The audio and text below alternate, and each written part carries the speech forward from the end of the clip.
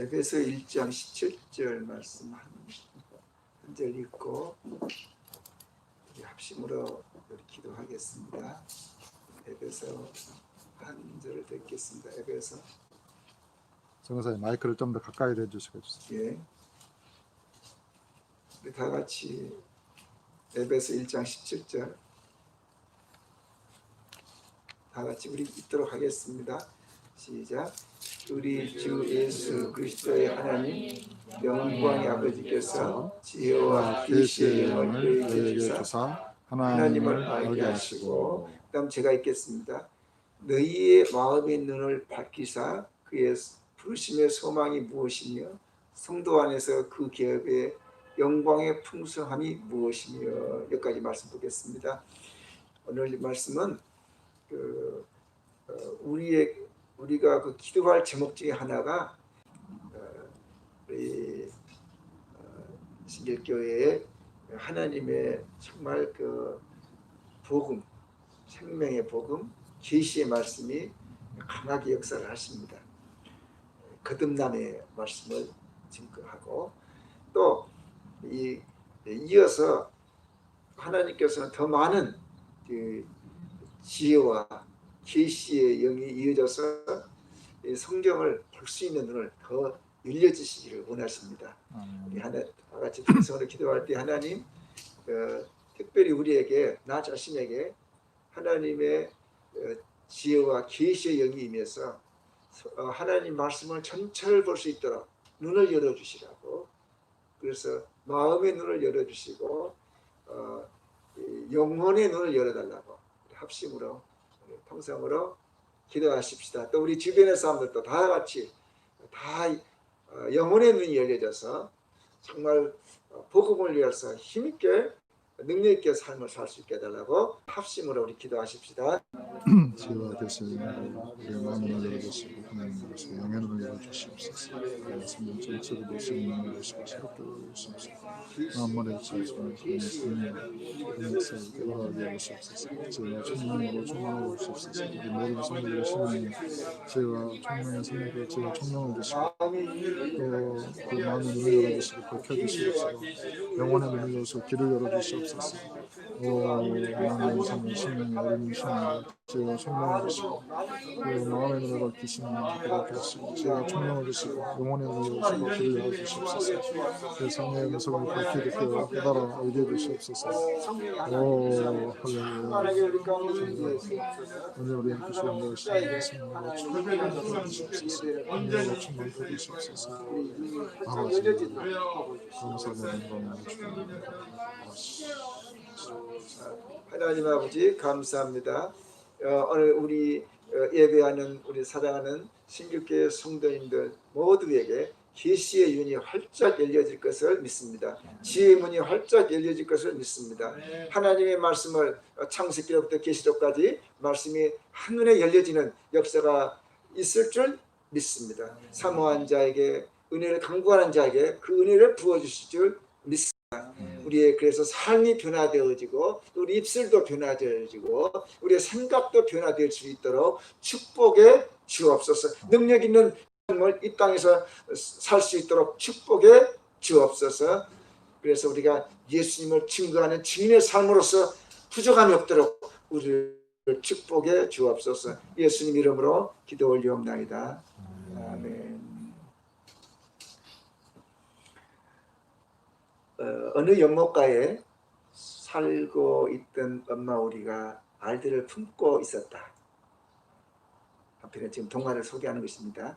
엄마 오리의 알들에서 아기 오리가 하나씩 태어났지만 외모가 다른 모습을 한 아기 오리도 태어났다. 아기 오리의 부모는 7년째라고 생각을 했지만 아기 오리는 주변에 살던 아기 오리들로부터 괴롭힘을 받게 된다. 주변에 살던 아기 오리들로부터 괴롭힘을 피하기 위해 아기 오리는 연못가를 피해 여러 곳을 돌아다니게 된다. 시간이 지나면서 어른이 된 아기 오리는 자신이 오리가 아닌 백조였음을 알아차리게 된다. 한스 안데르센이 지은 동화 작품입니다. 1843년도 11월 10일에 발표했다고 합니다. 문득 이런 안데르센의 그 동화 작품이 떠올랐습니다. 오늘 우리가 읽었던 본문을 읽었던 요한복음 14장, 이는 14장, 요한복음 17장 14절에서 23절 이 말씀이 어쩌면 우리의 이런 성도님들, 거듭난 영혼들에 대해서 잘 말씀해 주셨을까, 연관성을 참 잘 지어줬을까 생각을 했습니다. 거듭난 영혼들, 성도님들, 자신이 거듭난 것을 확실히 모르면 바로 이 아기 오리처럼 자기의 정체성을 모르고 오히려 괴롭힘을 당한 것에 대해서 아기 오리들로부터서 왕따당하는 것에 대해서 상당히 쓸쓸해할 것입니다. 그러나 이제 이 정체성을 알고 난 우리 여기 그 백조라고 그랬죠. 우리 거듭난 성도님들은 자기의 정체성을 확실히 됐습니까? 정체성이 확실히 알게 되면 절대 외롭거나 쓸쓸하지 않습니다. 아멘. 그래서 오늘은 이게 요한복음 17장의 말씀은 우리 거듭난 성도님들의 정체성을 말하고 있습니다. 따라서 합시다. 거듭난 나의 정체성. 따라서 합시다. 거듭난 나의 정체성. 거듭난 나의 정체성. 이것을 말해주고 있습니다. 하나님의 말씀을 전에도 그렇게 말한 적이 있었습니다. 말씀을 추상적으로 생각하면 되지 않습니다. 그 추상적인 말씀이 내 안에서 진리가 되어지고, 그 진리가 되어진 것이 확인이 되어지고, 확인이 되어진 말씀이 내 삶 속에 살과 피가 되어야 합니다. 내 삶으로 돌아와야 됩니다.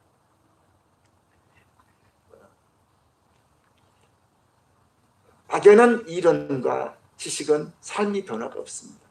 제가 전에 한 번의 설교의 기회를 주셨을 때 이런 얘기를 했습니다. 우리 영혼이, 우리 신길교에서 가장 많이 말했던 거, 겉사람과 속사람, 겉사람과 속사람, 그렇게 얘기를 했습니다. 그래서 자 보세요. 다시 한 번만 확인하겠습니다. 겉사람, 똑같이 머리도 있고 눈도 있고 지식도 있고 겉사람이 다 있어요. 입도 있고. 근데 이 겉사람에게 생각도 있어요. 혼은 하나예요. 우리 몸이 영혼입니다. 새몸. 하나님 아버지부터 주신 새몸, 영혼입니다. 이게 겹쳐 있어요. 그래서 처음 했을 때는 우리가 몰라요.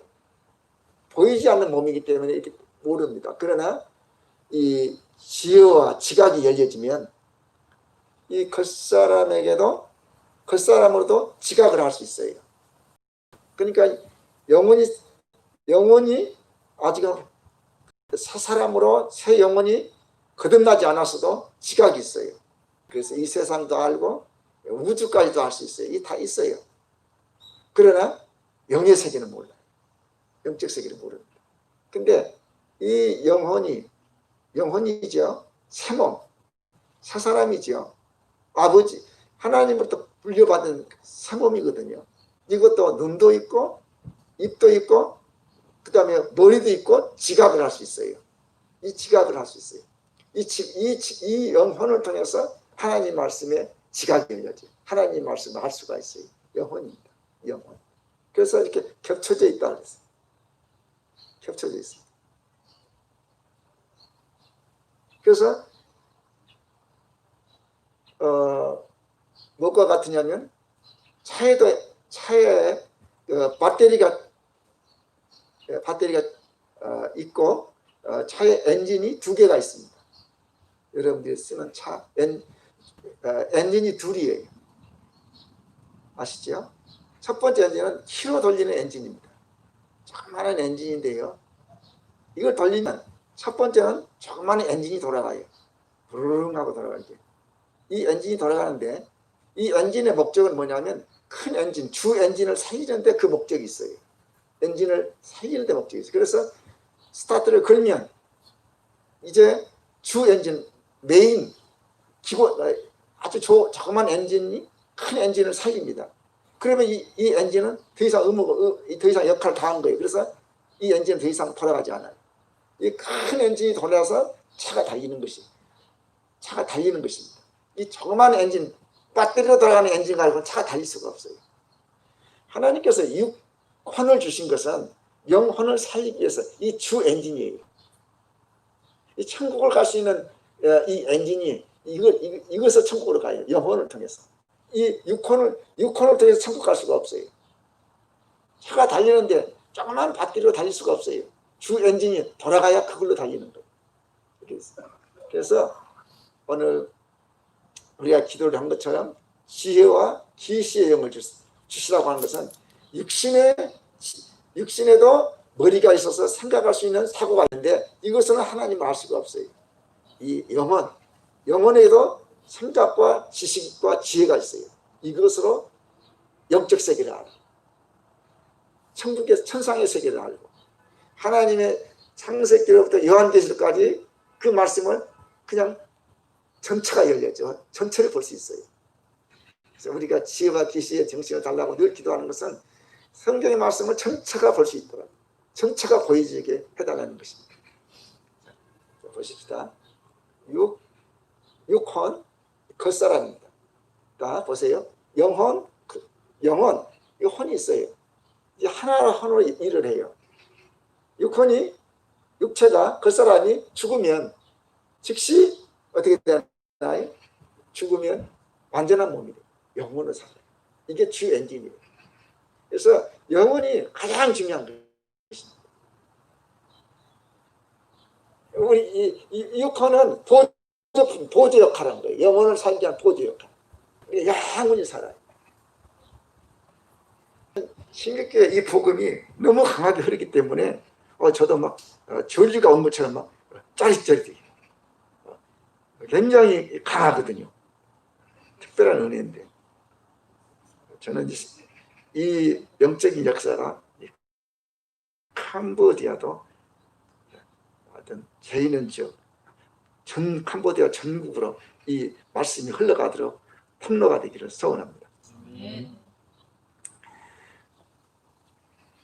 저는 오늘 이 육혼과 영혼을 얘기를 하는 것이 아니라 이제는 다른 것이에요. 이 세상이라고 있어요. 이제 왼손을 한번 들어보세요. 다 같이 어린아이처럼 왼손. 자, 오른손도 들어보세요. 오른손은요, 이게 나 자신이에요. 나 자신. 내 영혼. 그런데 이 세상에서 우리가 이렇게 살았어요. 이 세상에서 같이 살다가 이제 나왔어요. 오늘 제목의 말씀은 이 세상에서 아멘.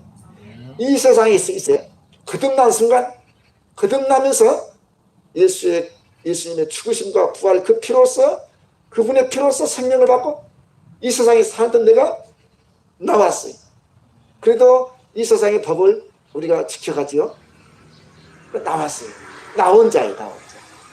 그럼 나왔으면 이 나온 자는 어떤 자냐? 자, 이 세상에 그리를 산 사람도 있고 우리가 나왔어요. 나온 자는 뭐냐면 이 나왔다는 얘기는 예수님의 피로 나왔고 예수님을 통해서 나왔고 아버지 안에서 나왔고 예수 안에서 나온 자, 아버지 안에서 나온 자. 이렇게 우리는 지배를 받고 있어요. 우리 이 땅에 사는 것 같지만 실질적으로는 이미 나온 자예요. 우리 항상 기억하십시다. 우리 이 세상에 살다가 나왔어요. 그래서 오늘 말씀의 제목이 세상에서 나온 자다. 그것을 우리가 나온 자인데 우리는 분명히 DNA가 우리는 세상의 DNA가 있다가 우리는 하나님 아버지의 DNA를 받고 나왔어요. 예수님의 피와 예수님의 죽으심과 부활을 통해서 그분의 피로 우리는 영혼의 피, 그분의 피를 받고 나온 자예요.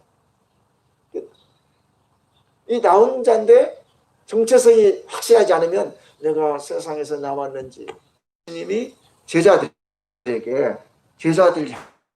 향해서 해주는 말씀입니다.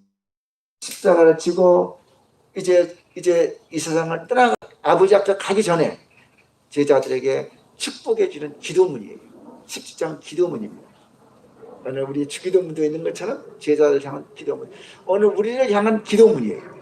이 기도 뭐냐면 저들이 정체성을 알게 하옵소서. 이것이 기도문이에요. 이 기도의 전체 내용이에요. 자, 보세요. 요한복음 17장 14절을 한번 보세요.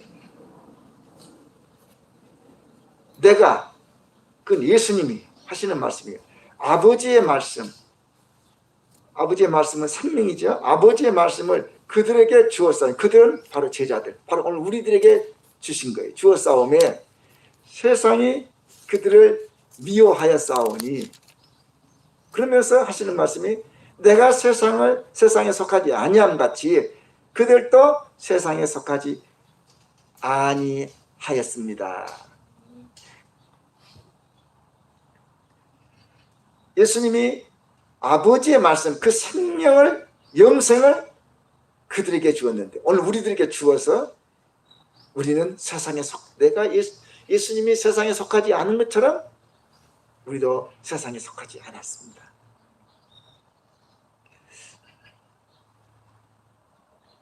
16절 말씀 한번 읽어보십시다. 내가 세상에 속하지 아니함 같이 그들도 세상에 속하지 아니하였사옵나이다. 오늘 우리를 향해서 예수님과 똑같이 예수님처럼 이 세상에 속하지 않았다는 거예요. 아버지의 말씀, 그 생명을 거듭나게 하는 말씀을 받는 순간, 예수 그리스도의 죽으심과 부활을 믿는 순간, 그 보혈을 믿는 순간 우리의 생명은 하나님 아버지의 생명을 받아서, DNA를 받아서 세상에 속하지 않은 겁니다. 오늘 여기에 똑같이 오리가 품었지만 다른 오리들 모든 하나의 오리알처럼 보이던 이 백조의 알은 DNA가 백조였습니다. 그렇기 때문에 나중에 백조를 자기 자신이 내가 백조였구나 알았어요. 오늘 우리는 세상에 살고 있어도 우리는 우리의 정체성은 아버지의 예수님의 그 생명을 받았기 때문에 하나님을 가리켜서 아버지예요. 아빠, 아버지, 아빠 이렇게 부르는 거예요. 아멘. 그 DNA가 달라서 그래요. 그래서 우리는 그 DNA가 있기 때문에 당연히 천국 가는 것은, 그 나라에 가는 것은 당연한 것이지요. 그런데 한 가지, 그러면 우리가 세상에 속하지 않았다고 하는 것을 어떻게 알지요? 어떻게 알까요? 여러분들은 어떻게 알아요? 여러분이 하나님 아버지의 영생을 받았다고 하는 것, 어떻게 우리가 알 수 있죠? 알 방법이 있나요? 확인할 수 있나요? 신앙은 절대적으로 추상적이 되면 안 돼요. 막연한 추상적인, 상상적인 게 아니에요. 실제적인 거예요. 항상 추상적인 것을 실제화시켜야 돼요. 우리가 하나님의 자녀인 것을 확인할 수가 있어요. 어떻게 확인할까요? 오늘 본문의 말씀 보십시다. 확인하는 방법, 이 방법이에요. 14절 말씀에 내가 아버지의 말씀을 그들에게 주었사오매, 영생의 말씀을 주었사오매 세상이 그들을 미워하오니, 이 미움을 받아요. 세상으로부터. 내가 별로 잘못한 것도 없는데 아니고 색안경을 쓰고 나를 보고 우리를 보고 공격을 하고 불평을 하고 그래요. 왜 그래요? DNA가 틀려서 그래요. 세상이 우리를 증거해 줘요. 아멘? 아멘 합시다. 세상이 당신은 DNA가 우리의 DNA가 아닙니다. 그 말을 불평을 하는 거예요. 당신은 하나님의 아들이지 않습니까? 그걸 세상 사람이 불평하는 것이 왕따시키기도 하고 불평도 하고 원망도 하고. 근데 오늘 우리는 세상으로부터 전혀 그런 불평을 받고 싶지 않아요. 그러죠? 세상 사람보다도 세상 사람을 지배하고 싶어요. 지배하지 말라는 얘기 아니에요. 지배해야죠. 그런데 오늘 이 말씀은 너희들이 하나님께 속했다, 하나님의 자녀의 DNA를 가졌다, 갖지 않았다를 어떻게 아느냐, 이렇게 안다는 거예요. 옆에 사람들이 자꾸 불평한다는 거예요. 왕따를 시킨다는 거예요. DNA가 틀리다고 그렇게 표현하는 거예요. 아멘 하십시다. 아멘. 우리에게 왕따하고 불평하고 그것은 당신은 DNA가 하나님의 아들입니다고 자꾸 말해주는 거예요. 그러니까 그걸 DNA가 없는 사람들이 그렇게 표시하는 거예요. 불평을 하죠. 원망을 하죠. 핍박을 하죠. 미워하죠.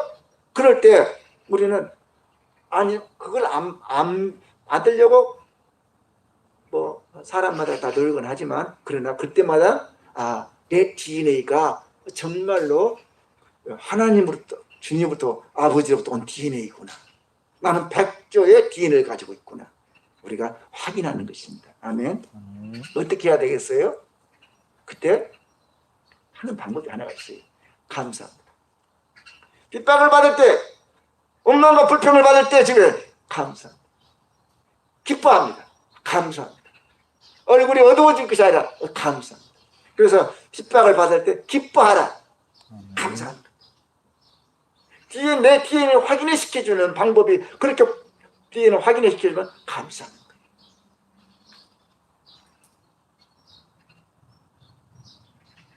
우리가 지혜롭게 하나님의 자녀들이 그동안 자녀들이 지혜롭지 못하게 행동하는 것 좋은 것 아니죠. 그렇게 하면 안 되겠죠. 그러나 지혜롭게 하는데도 불평을 해요. 세상보다 더 열심히 코로나 방역도 하고 열심히 하는데도 다른 데는 말하는데 교회는 불평을 해요. 그것이 뭐예요? 교회를 향해서 당신은 특별하지 않습니까? 당신은 하나님 나라에 속한 사람들 아닙니까? 이거 자꾸 말해주는 그 표현, 의사 표현이 그렇게 해요. 우리는 세상에 살지만 실제적으로 세상의 법과 룰을 지켜가지만 우리의 DNA는 하나님께 속한 자. 아버지 안에, 예수님 안에, 예수님이 내 안에 있습니다. 자, 이거 보십시다. 저는 이게 굉장히 예수님께서 구체적으로 우리에게 아버지께 기도를 한 내용 보세요. 아버지께 하는 게 아버지여 21절에 예수님이 그래요. 아버지여 하고 예수님께서 그럽니다. 아버지께서 내 안에 계시지요. 내가 아버지 안에 계십니다. 예수님께서 그렇게 말씀하죠. 하나됨을 말해요. 21절에 아버지여 아버지께서 내 안에 계시고 내가 아버지 안에 있는 것 같이 그러면서 하신 말씀이 바로 우리들을 다 하나 우리 안에 있습니다. 하나. 다시 한번 보세요. 26절을 한번 보십시다. 26절. 내가 아버지의 이름을 그들에게 알게 하였고 또 알게 하리니 이는 나를 사랑하신 사랑이 그들 안에 있고 나도 예수님 하신 말씀에 나도 그들 안에 있게 하려 함이니이다. 나도 그들 안에 있습니다. 그들이 내 안에 있습니다. 내가 아버지 안에 있습니다. 하나됨을 말하고 있습니다. 이 세상이 예수님 안에, 예수님이 내 안에, 이 세상이 예수님 안에, 이 세상이 아버지 안에 있는 게 아니에요. 세상에서 나 혼자가 예수님 안에 있고 예수님이 내 안에 계시고 예수님 안에선 아버지 안에 있고 하나가 되어 있는 거예요. 아멘. 아멘. 이렇게 하나됨을 말하고 있어요. 저는 오늘 이 말씀을 하면서 참으로 우리 기도 대표 기도해 주실 때 영적인 영안이 열려지게 해달라. 참 아버지 앞에 성령으로 그 기도해서 영안이 열려지게 해달라. 오늘 우리가 바랄 것은 영안이 열려져야 됩니다. 영안이라고 하는 것은 육 안으로 다 볼 수가 없어요. 영안으로는 이 세상도 보고 우주도 볼 수 있고 천상도 볼 수 있어요. 자, 우리가 잘 알지요. 세계가 몇 세계가 있죠? 세계가 세 가지 세계가 있죠. 세 가지 세계 있어요. 천국을 가리켜서 낙원을 가리켜서 셋째 하늘이라고 그랬어요. 셋째 하늘. 그런 말씀이 있어요. 이게 영적인 세계입니다. 영안으로 아는 거예요. 영안은 기록된 계시의 말씀으로 알 수 있어요. 자, 우리 한번 보실까요? 고린도후서 12장 2절 한번 보세요. 자, 우리 그 특별한 체험을 했어요. 어느 체험을 하고 그 체험에 대해서 구체적으로 언급을 하지 않았지만 고린도후서에 보면 바울이 자기 체험담을 살짝 비춰 보여준 부분이 있습니다요. 고린도후서 12장 보세요. 무익하나마 내가 부득불 자랑하느니 12장 1절이죠. 주의 환상과 계시. 이것은 바로 영안으로 보는 거예요. 이 육안으로 보는 게 아니에요. 내 주의 환상, 주의 계시를 내가 말하리라. 그러면서 2절 말씀에 내가 그리스도 안에 있는 한 사람을 아는데 그가 14년 전에 셋째 하늘에 이끌려 올라간 자라. 그가 몸 안에 있었는지 몸 밖에 있었는지 나는 모르거니와 하나님은 아시느니라. 그래서 이 4절 말씀에 보면 그가 낙원으로 이끌려 가서 말로 표현할 수 없는 말을 들었으니 사람이 가히 이르지 못할 말이로다. 이것은 낙원 셋째 하늘 얘기합니다. 그러면서 셋째 하늘 얘기를 해요. 12장 2절 그잖아요. 내가 그리스도 안에 있는 한 사람 하느니 그가 14년 전에 셋째 하늘에 이끌려간 자라. 그러면서 셋째 하늘을 뭐라고 말하냐면 낙원이라 그랬어요. 천국이라 그 말이에요. 이것은 낙원 천국을 아는 것은 인식할 수 있는 것은 무엇으로 인식할 수 있냐면 기록된 계시의 말씀을 통해서. 아멘. 영안, 이게 영안이에요. 영안. 계시의 말씀이 믿어지고 확인이 되어지고 지식이 되어지고 내 삶이 되어지는 거예요. 이 셋째 하늘. 그럼 둘째 하늘은 없을까요? 첫째 하늘은 없을까요? 첫째 하늘은요, 믿는 사람도 한 절반쯤 알아요. 어디까지 첫째 하늘이냐면 비 오는 세계, 우주. 아니고 이거 대기권, 이 대기권에서 비가 내리죠. 우리가 볼 수 있는, 보통 보는 것이 이 대기권을 보잖아요. 구름도 보고 이 대기권에 비도 내리고 또 올라갔다 비도. 이게 첫째 하늘이 우리가 보이는, 우리 쉽게 보이는 이 하늘이 첫째 하늘이. 그럼 둘째 하늘은 뭐지요? 이 대기권 바깥에 있는 거예요. 뭐 특별하게 뭐 천체만원 기형을 통해서는 볼 수 있겠지요. 그것은 뭐죠? 우주예요. 은하계예요. 이게 둘째 하늘이에요. 근데 오늘 여기 사도 바울이 보았던 것은 그 은하계를 넘어서서 있는 하나님의 보좌. 아멘. 영원한 보좌. 이게 셋째 하늘이에요. 그래서 영안이 열려지는데 우리가 도움이 되는 말씀을 조금 하나만 더 보겠습니다. 이 영안이 되는 말씀에 다니엘서의 부분에 보면요, 이런 부분을 얘기를 해요. 다니엘서 한번 보시죠. 이것은 다니엘이 경험했던 둘째 하늘에 대한 얘기입니다. 다니엘서 10장 11절 12절 쭉 보면 여러분들 그냥 개인적으로 읽으세요. 시간이 걸리니까. 다니엘 10장 11절 보세요. 이때 그 12절 보면 다니엘아 그러면서 누가 왔지요? 하늘의 천사장 가브리엘 메시지를 가지고 오는 메신저 기쁨의 소식을 가지고 온 메신저가 다니엘에게 찾아왔어요. 다니엘아. 이 다니엘은 다니엘에게 찾아온 거예요. 두려워하지 마라. 네가 깨달으려 하려 한 네 하나님 앞에 스스로 겸비하게 하기로 결심하던 첫날부터 네 말이 응답이 받았으므로 내가 네게 말미암아 왔느니라. 그러면서 이 가브리엘 천사장이 메시지를 가지고 다니엘을 찾아왔어요. 이 지상에 있는. 그리고 이 가브리엘 천사장이 이 간증을 해요. 세상에 얼마나 행복해. 자신이 가브리엘 천사장이 간증하는 거예요. 네가 이 땅에서 기도를 시작할 때 응답이 왔는데 내가 아버지로부터 메시지를 받았는데 그리고 셋째 하늘에서부터 둘째 하늘을 통과하는데 올 수가 없었다 그래요. 며칠 동안 못 하냐면 21일 동안 3주 동안을 하늘에서 막혀서 둘째 하늘에서 막혀 있었다 그 얘기를 간증하는 거예요. 천사장 가브리엘이 간증하는 게 13절에 그런데 바사 왕국의 군주가 이 땅에 바사 왕국이 아니에요. 바사 왕국의 군주가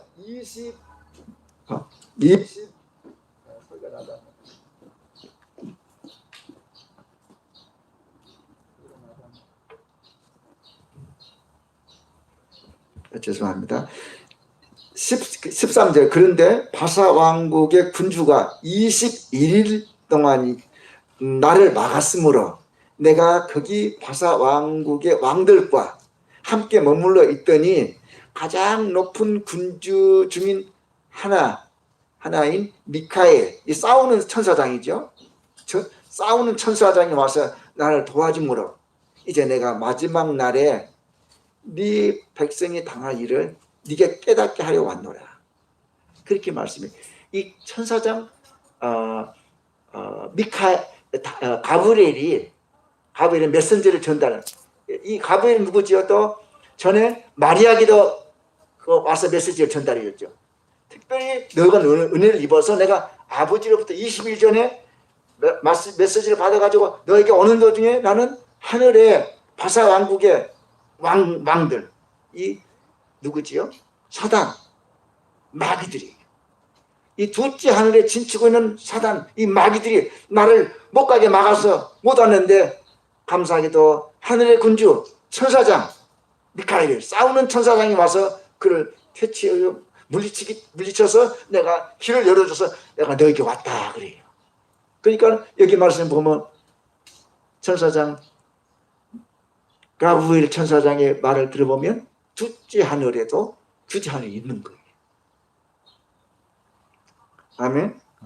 그래서 마지막 때 되어질 일을 내가 너에게 알려주러 왔다.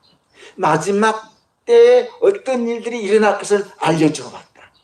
그래서 오늘 우리 하나 계시를 이해를 하십시다. 첫째 하늘도 있고 둘째 하늘도 있고 셋째 하늘 천상에 낙원의 세계도 있어요.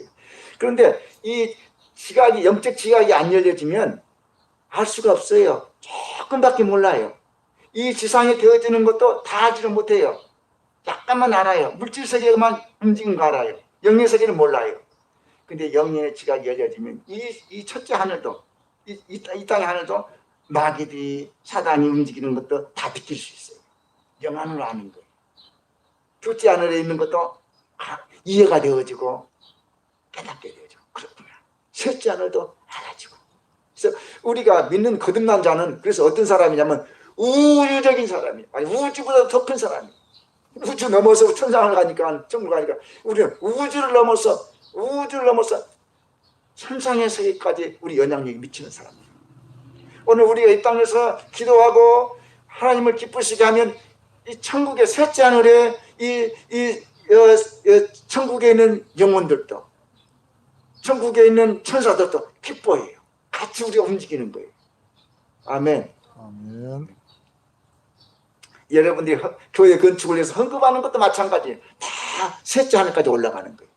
둘째 하늘 우주 공간에 있는 게 아니라 다 아버지 천사들 통해서 셋째 하늘에 다 기록되어지고 올라가는 거예요. 우리 모든 행위가 다 기록되어지고 올라가는 거예요. 저는 오늘 영적인 얘기를 하는 것은 자꾸 영안을 얘기했죠. 우리가 영안을 열려지기를 사모해야 돼요. 말씀을 듣기 전에 오늘 우리는 무슨 기도를 했냐면 하나님 계시의 정신을 열어주사. 영적인 아니에요. 영안. 영적인 지각을 열어주사. 영적인 지혜를 열어주사. 하나님의 말씀 전체를 볼 수 있는 눈을 열어주시라는 거예요. 이 계시의 정신. 오늘 이 말씀은 요한 특별히 일곱 머리 열 뿔이요. 저는 참 감사해요. 주님이 알게 해주셔서 감사해요. 제가 중학교 시절, 고등학교 시절 때도 그랬어요.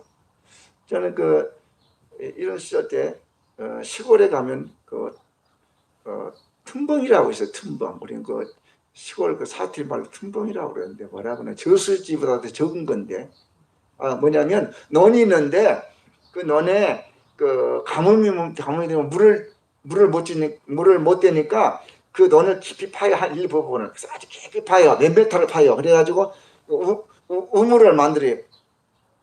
그래서 가뭄이 되면 그 물을 퍼서 농사를 지어요. 그것보다가 뭐라고 그러지? 하여튼 사투리 말로 틈벙이라도 그러는데 잘 모르겠네. 하여튼 그런 게 있어요. 논에 일부분을 깊이 파서 물고기가 살게 하고 정자나무도 심고 물을 갖다 퍼서 하는데 저는 뭐가 안 믿어지냐면 제가 고등학교 때 고민이 하나 있었어요. 고등학교 때부터 주일학교 학생들을 가르쳤는데 그 나이 시기 때 고등학교 이런 시기 때부터 했는데 예수님이 물리로 걸어가셨다는 말이 안 믿어져요. 저는 주일학교 학생들 앞에 설 적마다 좀 죄송스러워. 어떻게 예수님이 물리로 걸어가셨나? 예수님이 적어도 한 50km 되셨을 텐데 50km 이상은 되셨을 텐데 그 50km가 어떻게 물리를 안 가람고 이게 걸어갈 수가 있느냐? 이게 고민스러워요. 그래서 저는 틈벙에 가서 발로 담가봤어요. 내가 테스트 해본 거예요. 어떻게 근데 조금만 해도 물은 아무런 힘이 없어갖고 그냥 내 발은 내려가는데 물속에 받쳐지지 못하는데 어떻게 예수님은 태연하게 물리를 바다를 걸어가셨을까? 그래서 혼자 망상을 했어요. 몇 번 저는 여러 차례 그 물리다 발을 담갔어요. 저는 수없이 많이 담갔어요. 여러 차례. 한 차례가 아니라 여러 차례. 그래서 공상을 해봤어요. 아마 예수님은 초자의 능력이 계셔서 오른발을 딱 밟았는데 물을 밟았는데 소장님께서 얼른 왼발을 떠가지고 옮기셨다. 분명히 옮기셨다. 예수님은 그런 능력이 있으시지. 하나님 아들이니까. 그래가지고 예수님은 또 왼발이 빠지기 전에 또 능력이 많으신 분이 오른발을 옮겼고 또 오른발을 옮겼는데 그 발이 더 깊이 빠져 들어가기 전에 또 왼발을 옮겼고 이랬으니까 걸어갔지. 저는 그래 그 방밖에 없어. 아무리 봐도 그 방밖에 없어. 저는 그런 걸 믿었어요. 왜냐면 제가 해보니까 안 되거든요. 근데 저는 안 돼요. 저는 신기한 능력이 없어서든지 왼발에 우리가 담그면 오른발을 그때까지 발로 옮기고 이게 안 되는데 예수님은 분명히 이 빠른 속도로 어쩌다 옮기셨다. 그래서 안 빠지셨다. 그렇기 때문에 걸어가셨다. 그 방법밖에 없지. 저는 최종 결론이 그렇게 냈어요. 그리고 물 위에다가 돌을 갖다가 이렇게 물 수면을 탁 쳐요.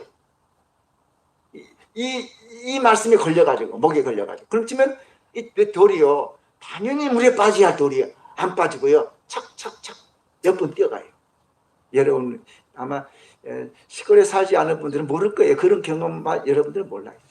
냇가에서 치면 안 빠지고 그냥 몇 번 튀어나와요. 예수님도 그렇게 하셨다. 돌도 안 빠지지 않느냐. 돌도 나도 돌 안 빠지게 물을 움직이게 하는데 그러니까 예수님이 그렇게 걸어가셨지. 그렇게 해가지고 제가 성경을 억지로 이해하려고 억지로 맞춰가지고 제가 생각을 했어요. 그런데 예수님은 그러진 것 같지도 않고 지혜와 계시가 안 열리니까 안 믿어져요. 영의 세계가 영적인 지각이 안 들어오니까 이해가 안 되고 자꾸 육의 지식으로 성경을 이해하려고 그랬어요. 어떤 이단은 성경이 안 믿어지니까 까마귀를 통해서 엘리야를 공급했다는 거 안 믿어지니까 그 까마귀는 진짜 까마귀도 아니고 동물의 까마귀도 아니고 인까마귀다. 사람이 인까마귀다. 이렇게 해서 논리적으로 가르친 데도 있어요. 이해가 안 되니까. 근데 영적인 지각이 열려지면 이해가 돼요. 믿어지고 알아지고. 아멘. 오늘 10뿔, 7머리 10뿔 이거요. 제가 고민스럽게 했던 거예요. 저는. 여러분들은 막 소라게 듣지만 저는 고민을 많이 했어요. 한 20년은 됐을 거예요. 구체적으로 고민해 본 것은 한 20년은 됐지 않았을까. 왜냐면 12년, 15년 넘었으니까 한 20년 됐어요. 왜냐하면 그때도 목회자들을 모아서 가르쳐요. 많은 목회자들이 와서 학생들이 학생들을 가르쳐요. 그러면 그때 꼭 어떤 그 그림이 하나가 있는데 요한계시록 17장에 보면 그 요한계시록 10장에 그 그림이 나와요. 머리가 7개가 달렸어요. 용 같은 뱀. 머리가 7개 있고 몸뚱아리 있는데 몸이 7개 있어요. 그 그림을 그려놨어요. 화가가 이 그림을 그려놓은 거예요. 그런 뱀이 어디가 있어? 저는 이게 참 부끄럽게도 선교사가 된 사람도 참 부끄럽게도 그게 이해가 안 돼요. 어떻게 그런 뱀이 있을까? 용머리 같은 것이 앞에 4개 있고 뒤에 앞에 3개 용머리가 있고 뒤에 4개의 용머리가 있고 몸무게가 하나가 있어. 몸도 있고 꼬리도 있고. 그런 뱀이 그런 짐승이 어디가 있어? 이해가 안 돼. 그런 영적인 짐승이라고 해봐요. 17머리 10뿔을 짐승이라고 해봐요. 그 짐승인데 영적인 짐승. 그 영적인 짐승. 그런 짐승이 무슨 뜻이야? 이해가 안 됐어요. 여러분들 가운데 이해가 되신 분이 있고 아직은 이해가 안 되신 분도 있고 좀 추상적으로 생각하신 분도 있고 다 다를 거예요. 왜냐하면 영적인 지각이 틀리기 때문에 그래요. 근데 캄보디아 왔는데 순간에 그걸 알아지는 거예요. 하나님 말씀은요. 순간에 그게 지각이 오는 거예요. 순간에. 그걸 놓고 그렇게 쉬운 것을 놓고도 내가 이해를 못하고 그렇게 십수년 내가 이해를 못하고 저는 이 생각만 하면요. 제 머리가 쥐가 나요. 쥐가 난단 말 알죠? 제 머리가 쥐가 나. 그게 그림을 억지로 그려. 7머리, 영머리 4개 있고 3개 있고 대가리가 3개 있고 뒤에 대가리가 4개 있고 몸뚱아리에 있고 꼬리가 있고 이 계시록의 그 그리는 작가의 그림 보면서 생각을 해요. 이렇게 생겼는데 그게 뭐야? 모르겠어. 오늘 영적인 지각으로 보면 아주 쉬운 말이에요. 이 짐승을 이해하려고 하면 이 짐승은 언제부터 있었냐면 창세기부터 있었어요. 창세기.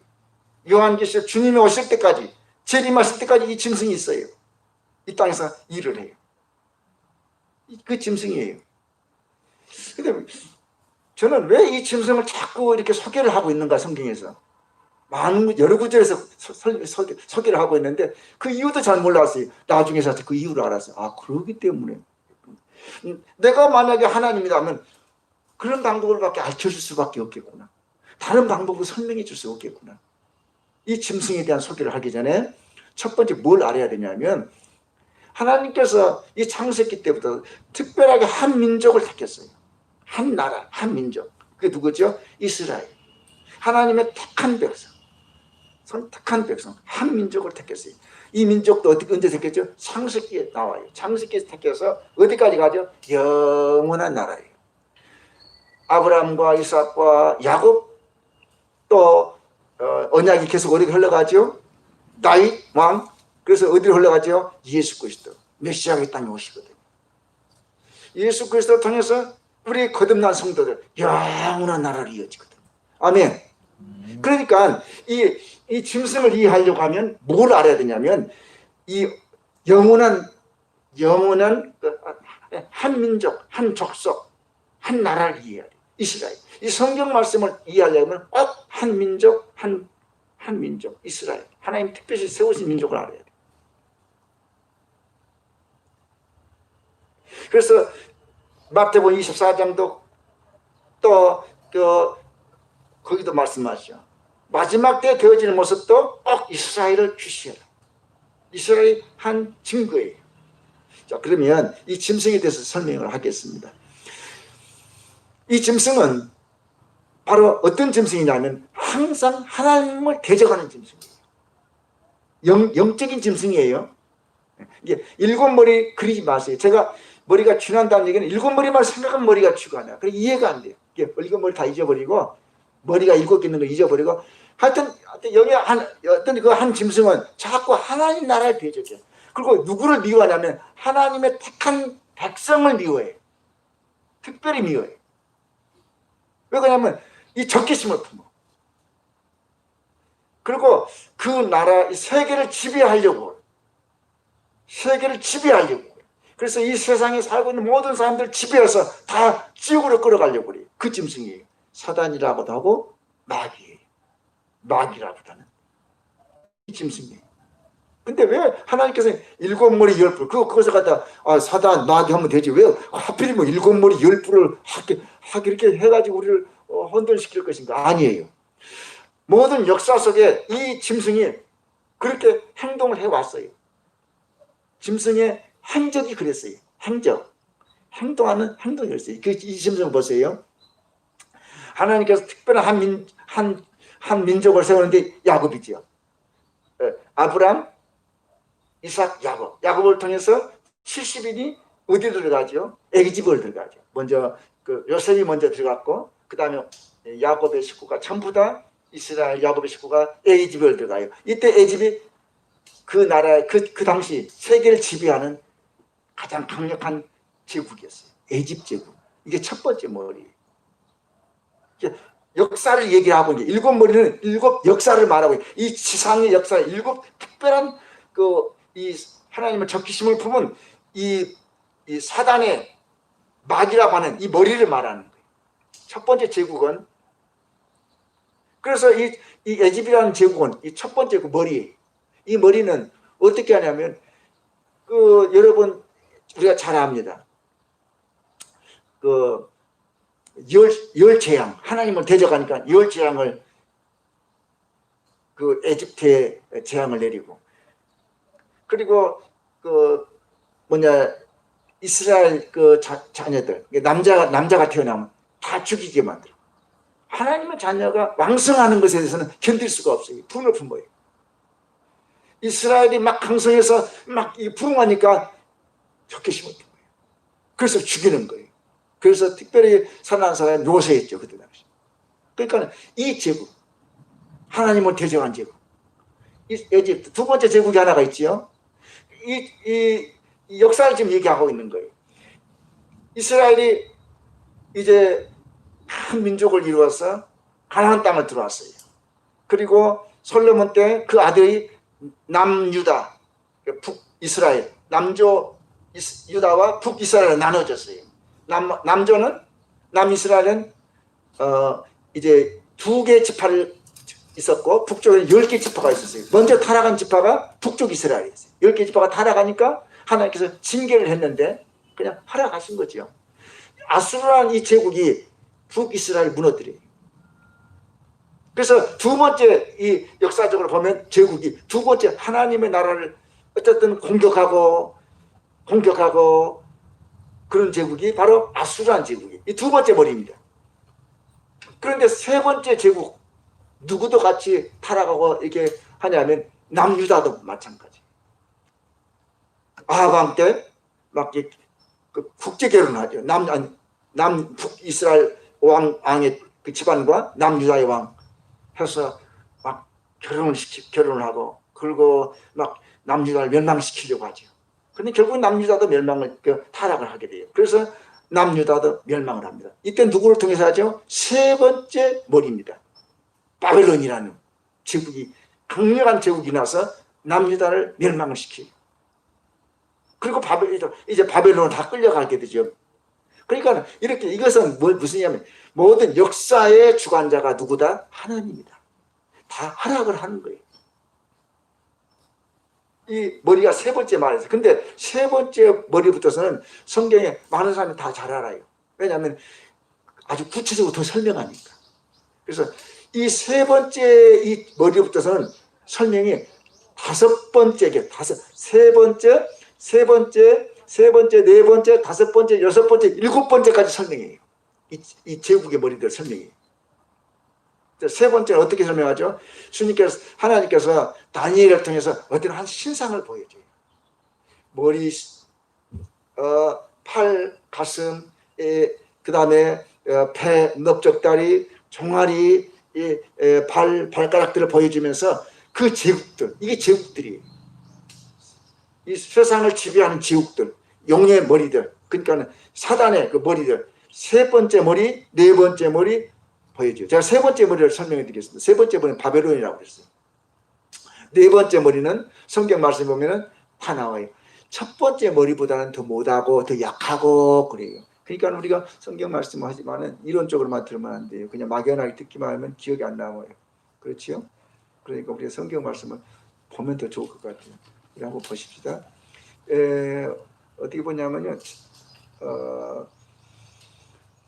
세 번째 머리부터 보지요. 세 번째 머리를 다니엘서 2장 31절 한번 볼까요? 세 번째 머리를 아주 구체적으로 설명해 가죠. 다니엘서 2장 31절.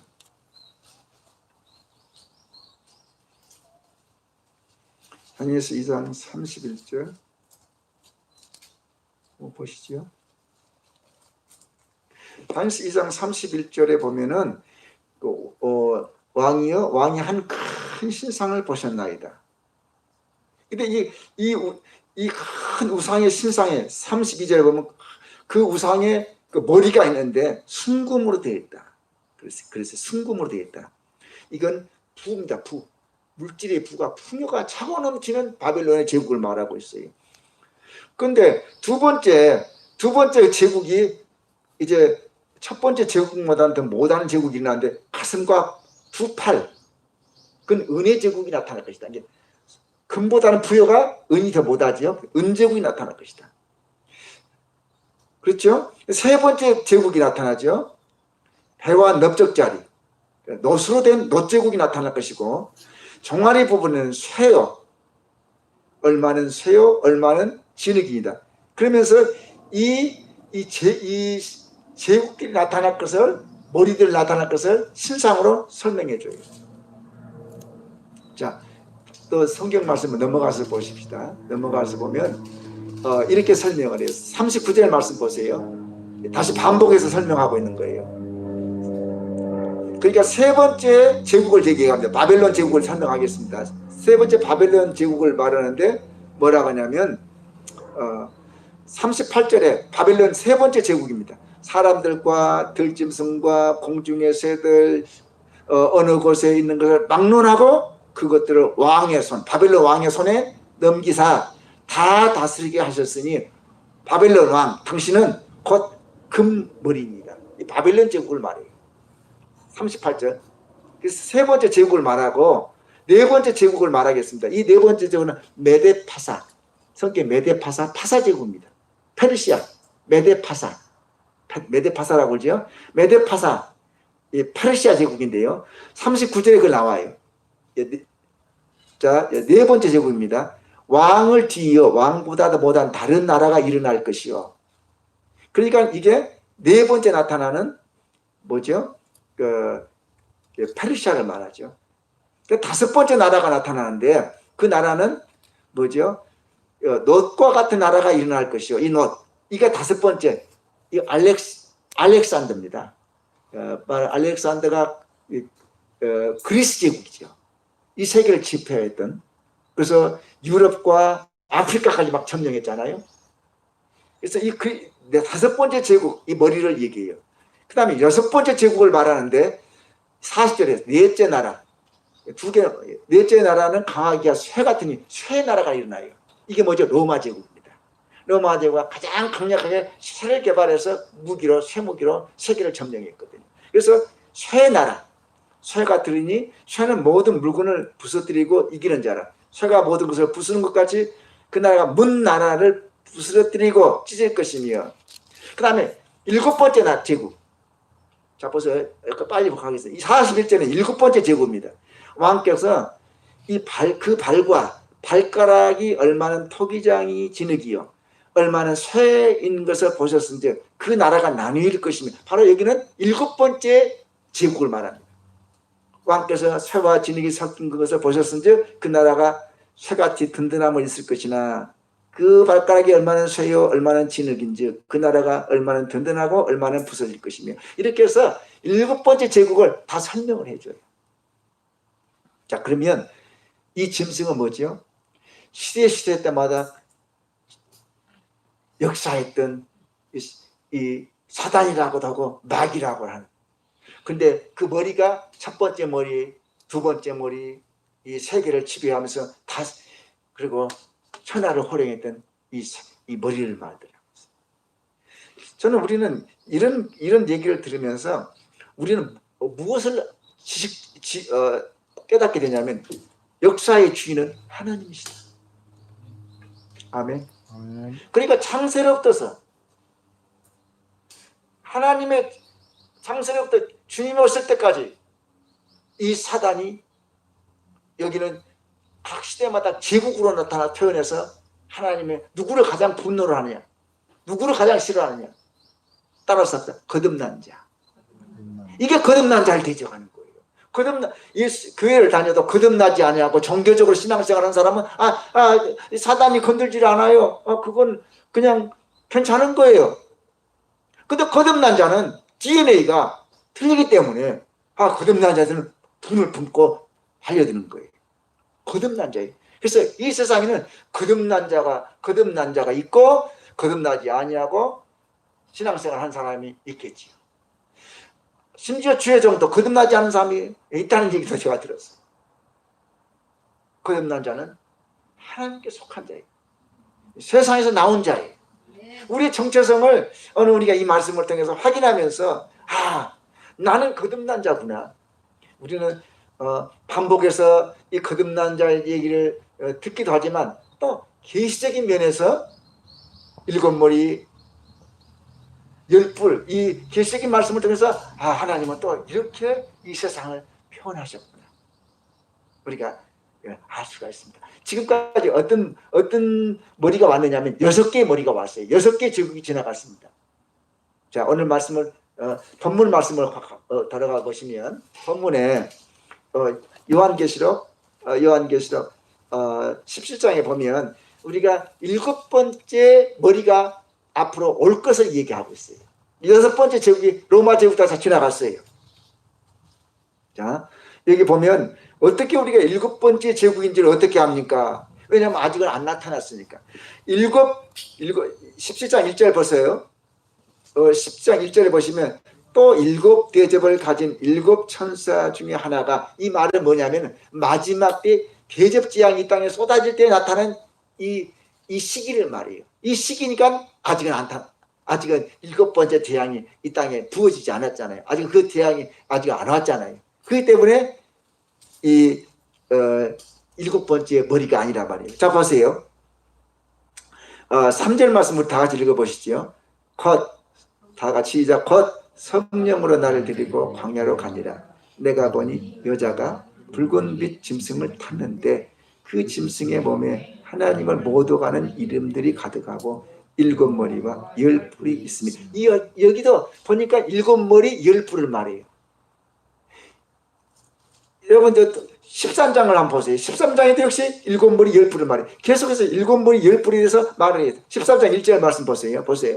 다 같이 보시죠. 14장 1절. 내가 보니 바다에서 한 짐승이 나오는데 뿔이 10이요 머리가 7이라.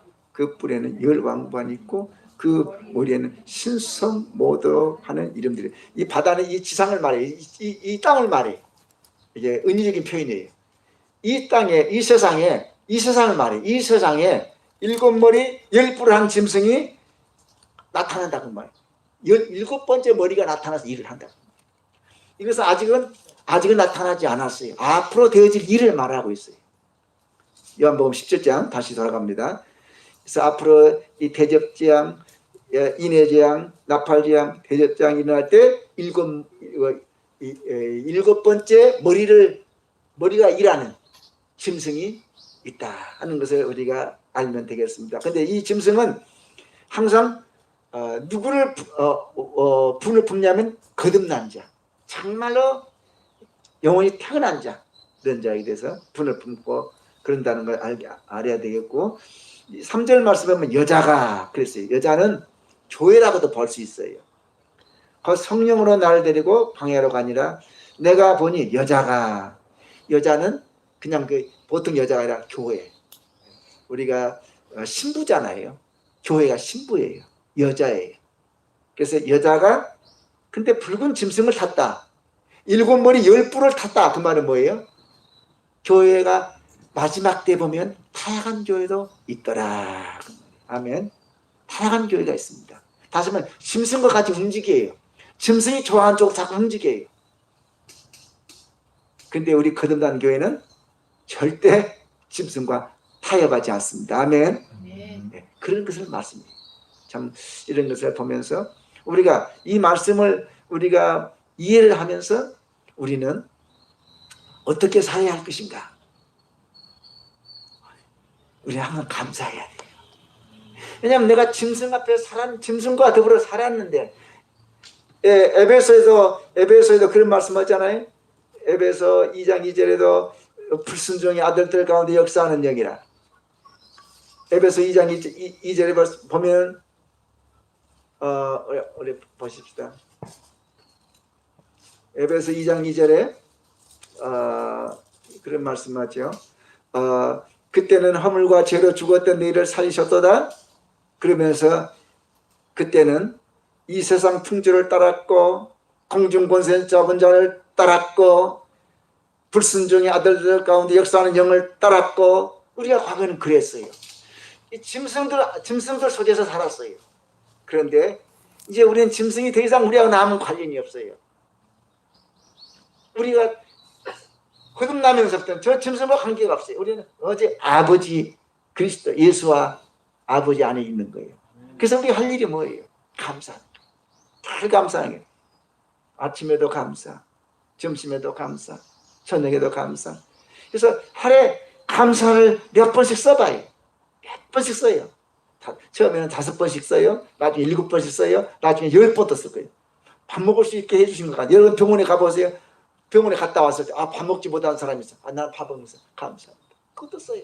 자꾸 보이는 걸 감사해요. 감사를 써요. 날마다. 인터넷에다 감사를 올려요. 계속 저는 인터넷에다 올려요. 감사. 제목 1 감사. 오늘 2, 3, 4, 5, 6, 7, 8이 쭉 감사. 그래서 내 몸의 체질이 감사할 때 의식 그것도 있지만 정말 나는 거듭나니까 감사해. 거듭난 자로서 감사하는 거듭난 자로서 호흡할 수 있는 것, 거듭난 자로서 이렇게 거듭난 자를 만날 수 있는 것, 이 감사하는 거예요. 거듭난 자로서 하나님 말씀이 이해가 되어지고 깨달아지고 감사하는 거예요. 감사를 자꾸 쓰는 거예요. 일주일에 한 번 이제 예배를 드릴 때는 저희 집사람하고 저 예배 드리면 보통 한 2시간씩 예배 드리는데 그래가지고 막 혼나요. 너무 길다고. 이제 저도 예배를 언제 말씀 마치도록 하겠습니다. 감사합니다. 자꾸 감사해요. 집사람도 7번씩 감사 얘기해라고 저도 7번씩 하고 예배 드릴 꼭 감사 7가지네요. 개인적으로는 날마다 감사 7가지, 10가지, 5가지 다 올리는 거예요. 습관적으로 거듭난 자로서 감사. 이게 거듭난 자로서 감사를 올리는 이게 그냥 감사를 그냥 하는 것보다 늘 그렇게 하는 거예요. 오토마틱하게 자동적으로 거듭난 자로서 당신은 거듭났습니다 말하고 끝나는 것이 아니라 그걸 실행하는 거예요. 감사를 실행. 내가 하나님 감사. 내가 거듭났어요. 그 거듭난 자의 눈으로 감사. 이것이 우리 신앙생활, 우리 영적 생활에 활력을 가져야 됩니다. 활력을 줘요. 아멘. 오늘 여러분들이 이제 말씀을 보면서 이런 제국을 이런 것을 보면서 7머리 10뿔은 어려운 것이 아니다. 이것이 이해가 되어지면 성경이 막히질 않아요. 요한계시록을 봐도 막히질 않아요. 이것만 이해되죠. 저는 요한계시록을 보면 다른 때는 안 막히는데 꼭 다 이해가 갈 것 같은데 꼭 그 자리에만 막힌 자리가 꼭 새 걸린 것처럼 요한계시록 읽으면 그 자리만 막혀요. 꼭 7머리 10뿔만 나오면 그냥 내 머리가 죽어가는. 자, 첫 번째 제가 다시 한번 말하겠습니다. 첫 번째 제국 확인해 보세요. 에집트입니다. 에집트 제국. 하나님 나라를 모세 때 아들들을 다 죽이잖아요. 분을 품잖아요. 분을 품고 이스라엘 백성들이 홍해를 건널 때 죽여서 죽이려고 달라붙었잖아요. 분을 품잖아요. 두 번째 제국 북왕조의 아수르 제국이에요. 북왕조 다 무너뜨렸어요. 그리고 이스라엘 사람들이 결혼 못하게 만들어요. 혼혈을 만들었어요. 북쪽을. 그래서 이 하나님 나라를 공격하는 두 번째 제국, 세 번째 제국 뭐죠? 바벨론이에요. 이 남유다를 무너뜨렸어요. 그리고 성전의 기구, 은금 모든 기구를 다 북쪽으로 다 가지고 왔어요. 그래서 세 번째 제국 바벨론입니다. 네 번째 제국 뭐죠? 이제 그보다도 조금 못한 나라, 부가 좀 못한 나라, 부여가 은과 은으로 된 나라, 그 은혜의 나라 어디 그죠? 메데 퍼시 페르시아, 가슴팍. 다섯 번째 제국이 뭐죠? 그 유명한 알렉산더, 그리스 제국. 그 제국을 통해서 유럽을 지배하고 통일하고 아프리카까지 진출하는 이 알렉산더, 그리스 제국. 우리 그 신약 성경이 그리스어로 써졌잖아요. 헬라어로 썼죠. 그래서 여섯 번째 제국, 지나간 제국인데 철의 나라, 로마 제국. 예수님이 이 제국 때 예수님이 십자가에 못 박혀 죽으셨어요. 일곱 번째 제국 누구지요? 앞으로 올 제국. 우리는 하나님의 자녀, 하나님께서 우리에게 보여준 것은 두려워하지 마라. 내가 다 너희들에게 되어지리를 보여주겠다는 거예요. 아멘. 믿지 않는 자는, 거듭나지 않은 사람은 앞으로 되어질지도 몰라요. 과거도 몰라요. 근데 우리 거듭난 사람은 과거도 알고 현재도 알고 미래도 아는 거예요. 영원한 세계도 아는 거예요. 얼마나 큰 축복이에요. 그래서 오늘 말씀에 결론을 지으면 이런 말씀이에요. 이런 영적 세계를 알고 우리는 감사합니다. 내가 거기에서 나왔음을 감사하는 거예요. 이 일곱 머리 열 뿔에서 나왔어요. 이 짐승은 뭐라고 그러죠? 과거에도 있었고 현재도 있고 앞으로 올 짐승이 또 나타날 짐승이죠. 16장 30절, 요한복음 16장 30절, 두려워하지 마라. 내가 세상을 이겨노라. 내가 환난을 당하나 두려워하지 마라. 내가 세상을 이겨노라. 오늘 우리는 세상을 주님이 이기셨고 우리에게 이기셨다고 선언하고 선포하셨어요. 감사하라 그 말, 기뻐하라 그 말이에요. 평생으로 기도하십시다. 평생을 함께 기도하십시다. 사랑과 자기가 말했습니다. 우리 주여, 크게 우리 늘 하던 것처럼 하고 우리 기도하겠습니다. 시작. 주여! 아버지, 은혜상을 감사드립니다. 우리 성도들도 시작한 과거도 알게 하시고 현재도 알게 하시고 장차 미래도 알게 하시고 모든 것을 알 수 있도록 계시의 생선을 아버지, 영광을 열어주시니 감사합니다. 일적인 세계를 열어주시니 감사합니다. 첫째 하나, 둘째 하나, 셋째 하나, 참으로 하나님 하나님 서리는지 생명수를 마시게 하시니 감사합니다. 주여, 날 삶가운데 그 말씀을 우리의 십자가 되게 하시고 계시의 말씀이 우리의 삶이 되게 하시고 피가 되게 하시고 우리의 삶이 되게 하시고 피가 되게 하시고 모든 말씀이 실체가 될 수 있다. 이 말씀이시죠. 믿음으로 완전히 증거하게 하게 없었어. 하나님 아버지 감사합니다. 우리 계시의 영이 계속해서 일해 주시고 임해 주시고 그래서 하나님 말씀이 창세로부터 계시로까지 다 이해가 되게 도와주시고 열려지게 도와주시고 부분적으로 아는 것을 더 열려주셔서 더 많은 것을 알 수 있게 도와주시고 그리고 우리가 세상으로서 나온 자로서 이 일곱 머리 열 뿔의 이로부터 나온 자로서 하나님께 항상 감사하고 기뻐하고 늘 기이한 행사를 할 수 있도록 복을 주시고 축복해 주옵소서. 예수님 이름으로 기도 올리옵나이다. 아멘.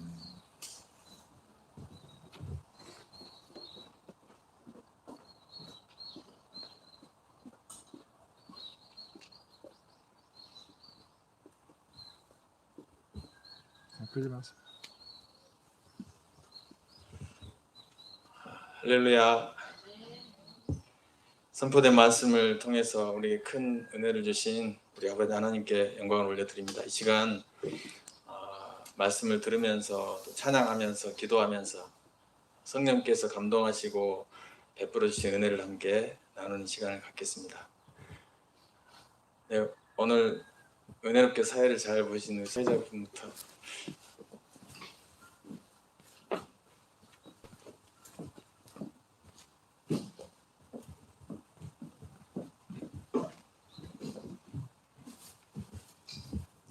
네, 선교사님 말씀 은혜로운 말씀 정말 잘 들었고요. 감사합니다.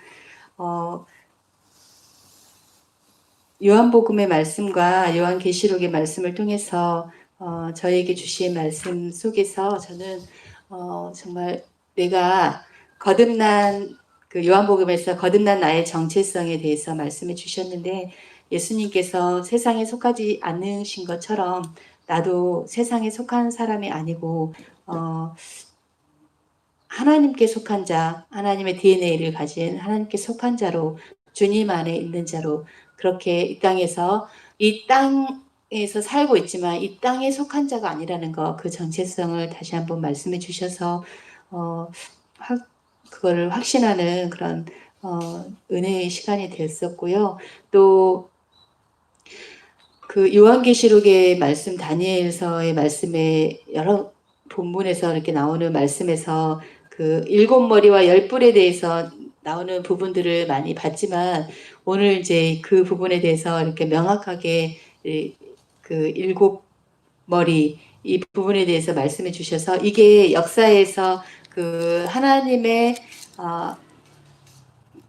택하신 그런 백성들 이스라엘 또 신약의 거듭난 하나님의 사람들 그런 사람들을 공격하는 그런 사단 그 마귀라는 거 짐승이라는 거 그것을 알게 해주셨고 그게 역사 속에서 이렇게 이스라엘을 멸망시키려고 하는 그 쭉쭉 이집트부터 해가지고 이런 부분들을 이렇게 좀 설명을 해주셔가지고 그런 부분들이 이렇게 알게 되니까 조금 더 역사를 보는 눈이 좀 열리는 것 같은 그런 느낌이 들었고요.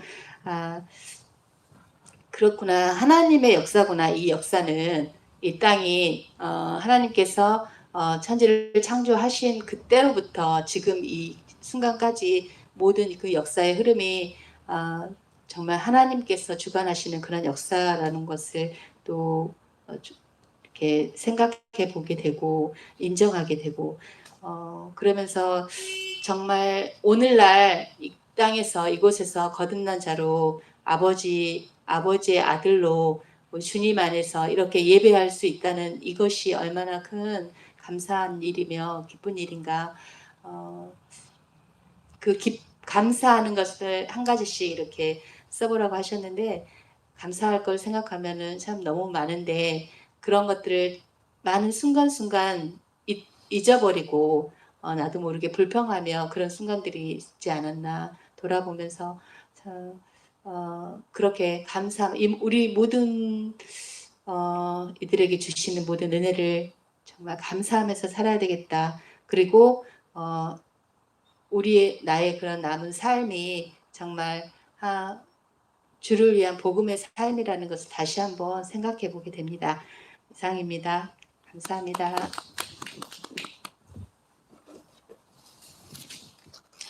오늘 은혜 많이 받았습니다. 선교사님, 가장 고민하면서 일곱 머리 10뿔 그 역사의 주인은 하나님이시다. 창세로부터 정말 창세기, 출애굽기 이렇게 계속하면서 다니엘서 읽으면서 요한계시록까지 그 맥락을 고민하면서 이렇게 영적으로 이해되었을 때 얼마나 쾌감이 컸을까. 오늘도 저희들도 어느 정도는 정말 많이 알고 믿어졌는데 그 부분에 대해서 자세하게 고민하면서 연구하면서 조목조목 하시니까 너무 좋고요. 거듭난 자로서 정체성에 대해서도 우리가 이제 세상에 속하지 아니하고 하나님의 아들로서 세상을 이길 수 있는 두려워하지 말고 세상을 이길 수 있는 그 믿음을 우리가 이미 가졌고 믿고 있구나. 그 부분에 대해서도 감사드리고 저는 한 가지 높이 정말 이렇게 은혜가 되는 거는 금봉에 가서 발을 대면서 이렇게 예수님이 물 위로 걸었을까? 믿어지지 않는데 내가 교사로서 어떻게 이거를 가르치지. 그런 고민들이 실제로 고민하면서 주님께 묻고 주님 그 육신으로는 이해할 수 없었다. 그 부분이 정말 이해가 되고요. 그리고 저는 그냥 하나님의 말씀을 이렇게 기록된 대로 믿고 별로 아무 의심 없이 그냥 궁금함이 별로 없이 그렇습니까 주님? 뭐 이런 식이었는데 저에게도 탐구하는 그런 정신이 좀 있었으면 좋겠다. 저도 궁금증을 갖고 주님께 물어보고 역사에 대해서도 앞으로 되어질 일에 대해서도 좀 더 이렇게 주님의 뜻을 묻고 이렇게 탐구하면서 이렇게 연구하면 이렇게 주님과 이렇게 대화하는 거죠. 날마다 이렇게 매 순간 의문이 되고 또 해답을 얻고 그런 아름다운 그런 것이 정말 주님과 온전한 대화이고 또 이게 이론을 믿었으면 또 실제화 시켜야 된다. 그 말씀이 정말 은혜가 된 게 저도 믿고 그것이 내 삶 속에 뼈와 살이 되어서 이렇게 나타나고 증거가 되기를 원하고 또 실제화 시켜서 그것이 열매로 나타날 수 있었으면 좋겠다. 요즘 고민이 그건데 저의 고민은 그거일 것 같은 생각이 듭니다. 실제화되어서 믿음이 열매로 나타났으면 좋겠다는 생각이 들었고 오늘 너무너무 이렇게 영적인 지식과 능력과 권능을 느꼈습니다. 감사합니다.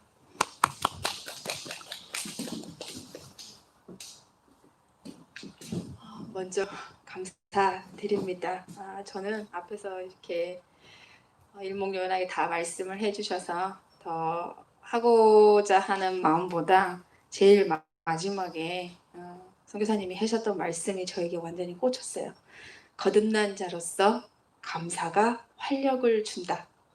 그 말씀이 오늘 저에게 그 활력소가 되고 또 믿음의 원동력이 되고 정말 거듭난 자가 어떻게 그 DNA를 가지고 실전에서 살아가는가 그 감사할 수밖에 없는 그런 모든 조건을 다 가지고 있으면서도 그게 그냥 당연한 것처럼 받아들였던 제 자신을 다시 한번 회개하는 그런 시간이 됐고요.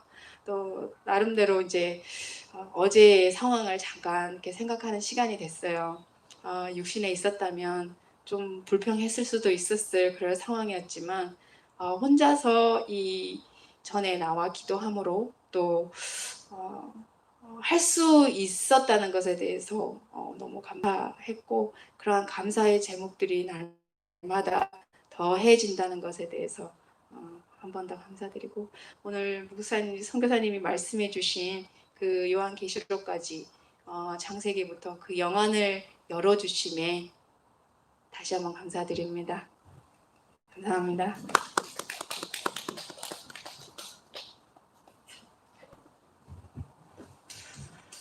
네, 할렐루야.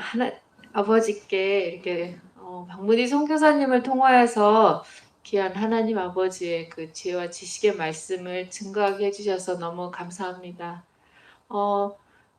세상에 사람들은 육안으로는 식별할 수 없습니다라는 그런 말을 자주 사용하잖아요.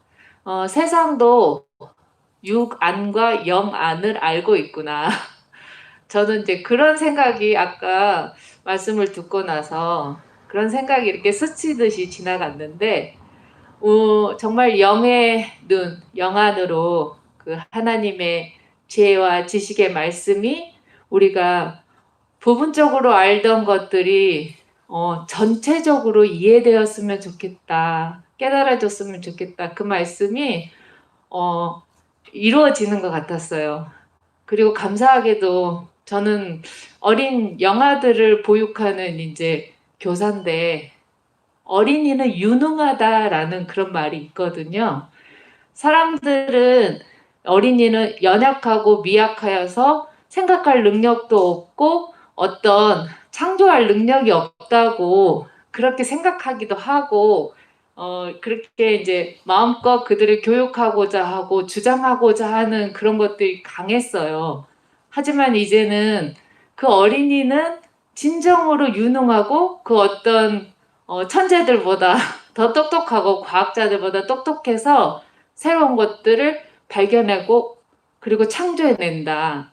그 안에서 그 개념을 가지고 어린 아이들을 교육해야 된다. 요즘에 교육 모토거든요. 근데 이제 그 말이 떠올랐던 거는 우리 거듭난 자들이 어린 아이의 믿음을 갖고 있든 장성한 분량의 믿음을 갖고 있든 참 그 믿음에 감사해야겠구나.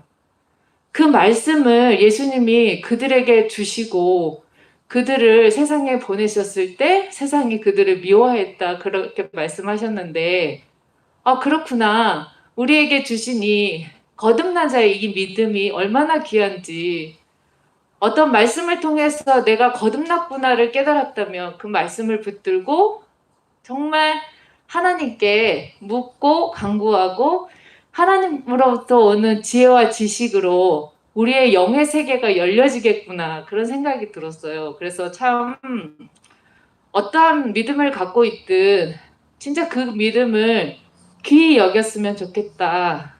귀히 여겨야겠구나. 그렇구나. 그러면서 저도 모르게 이 안에서 어떤 감사가 하나님 저에게 주신 이 거듭난 자의 믿음이 어떠한 분량이 이르는지 저는 알 수 없지만 이 믿음을 주신 것을 너무 감사합니다. 그러면서 정말 이 모든 하나님의 세계가 하나님을 통하여서 이렇게 열려지게 하실 줄 믿사오니 주님 감사합니다. 그 마음이 안에서 흘러 넘쳤습니다. 감사합니다.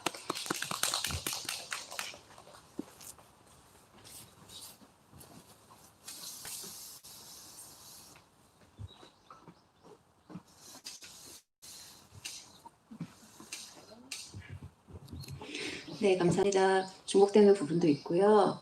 제 개인적으로 말씀드리면서 들은 생각은 시간이 지나고 시대가 갈수록 이 세상이 악하고 변질되고 주님이 원하시는 모습으로 우리가 살지 못하는 그런 미혹된 세상이 더 앞으로 크게 많이 다가올 것을 알기에 말씀하실 때 우리에게 영적 지혜와 계시가 충만해지고 또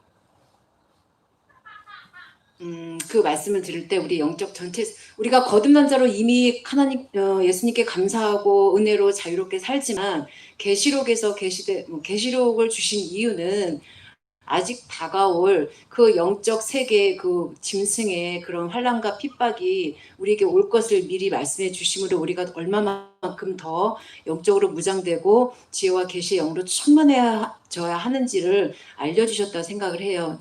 드는 생각이 사람이 우리의 시력으로 우리가 볼 수 있는 한계가 있잖아요. 그래서 우리의 시력으로 볼 수 있는 그 가시의 거리를 더 넘어서 볼 수 있도록 세상에서도 망원경이랑 도구를 만들고 또 정확하게 마이크로미터 볼 수 없는 그 아주 미세한 그 작은 것을 보기 위해서 현미경이라는 그 과학적 도구들을 인간 세상에서도 만드는데 우리가 이러한 시대를 대비하고 우리가 영적으로 더 전신갑주를 취할 때 이런 영안이 열려서 우리가 보이지 않는다고 하는 그 하나님의 나라, 주님의 세계가 어떻게 지금 진행되고 있구나라는 것을 우리가 볼 때 보이는 만큼 우리가 믿고 무장하게 되고 자신과 확신 가운데서 믿음으로 전진할 수 있다는 생각이 들어서 말씀을 듣는 동안에 영안이 열리는데 이 지혜와 계시의 영이 충만해질 때 주님 저에게도 이런 영적인 망원경과 현미경이 무기를 주었으면 좋겠습니다라는 그런 은혜를 특별히 받았습니다. 감사합니다.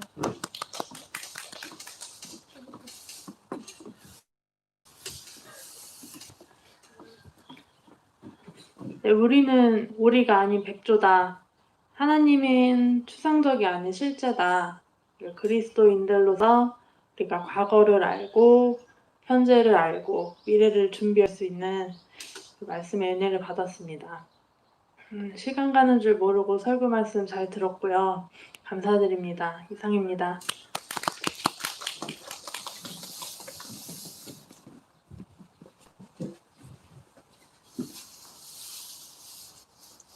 네, 저는 오늘 감사가 넘쳤습니다.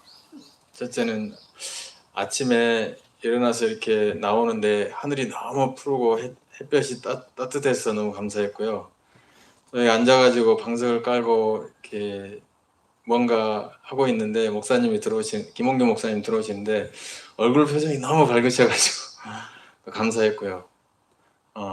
선교사님들 차에서 내려가지고 이제 오실 때 참 반갑게 너무 건강한 모습으로 잘 주무시고 오셔서 참 감사했습니다.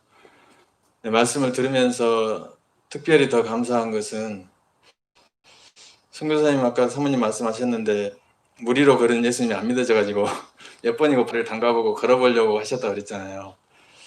이제 그 말씀을 듣는데 나는 어떻게 주님의 말씀을 내가 지금 믿고 나는 어떻게 내가 예수님을 믿었을까? 그게 너무 감사했어요. 그냥 믿어진다는 게 그게 내 힘이나 내 능력이 아닌데 그래서 감사했고요. 또 한 가지는 그렇게 20년 동안 또 이 말씀이 계시의 말씀이 안 열려가지고 주님께 묻고 고민하셨다. 머리가 질간할 줄로 고민하셨다 했잖아요. 그 말씀을 듣는데 김홍규 목사님도 갈라디아서 2장 19절 그 말씀을 처음 예수 믿을 때부터 신학할 때부터 고민해가지고 20년이 넘도록 그 확신에 완전한 확신에 이르기까지 그렇게 고민하고 토론하고 그러셨잖아요. 그런데 지금 내가 그냥 나는 아무것도 한 것 없는데 이 자리에 있잖아요.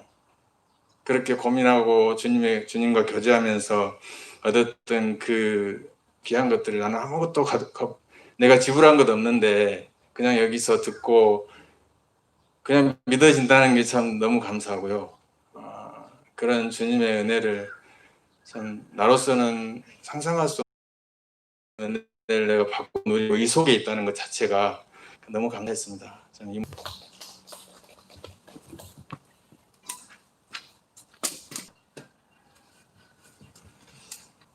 먼저 우리 하나님 아버지께 감사를 드리고 우리 박모디 선교사님께 감사를 드립니다. 평생을 이렇게 주님과 함께 동행하면서 그 받은 은혜 가운데서 가장 하이라이트, 가장 고통하고 고민하고 누렸던 깨달았던 그런 영적인 세계에 대해서 오늘 말씀해 주셨는데 우리 신길교회와 저에게 새하늘과 새 땅이 열린 줄로 믿습니다. 저는 개인적으로 오늘 셋째 하늘이 열린 날이다 이렇게 표현하고 싶고요. 정말 영적으로 더 우리가 영안이 열려져서 하나님의 깊은 세계와 그 주관하신 것, 섭리와 다스리심을 갖고 이 세상에 대해서 내가 주님을 사랑합니다.